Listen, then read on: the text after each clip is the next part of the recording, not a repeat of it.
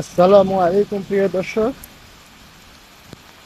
এই বৃষ্টির কারণে আলহামদুলিল্লাহ বৃষ্টি পড়ে আলহামদুলিল্লাহ, কিন্তু এখন আহ, যেভাবে বৃষ্টি পড়তেছে, যারা আমরা বাহিরে কাজ করি বা আমাদের উপার্জন বাহিরে না গেলেই হয় না, তাদের জন্য একটু সমস্যাই হইতেছে। কারণ কাজও না যাইলে তো আর টাকা কেউ দিবে না। এই জন্য যারা আমরা বাহিরে কাজ করি এবং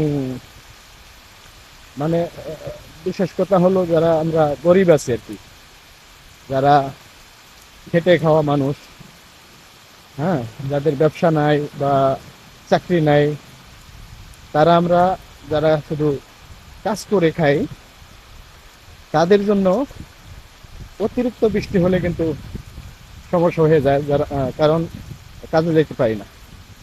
ঠিক আছে।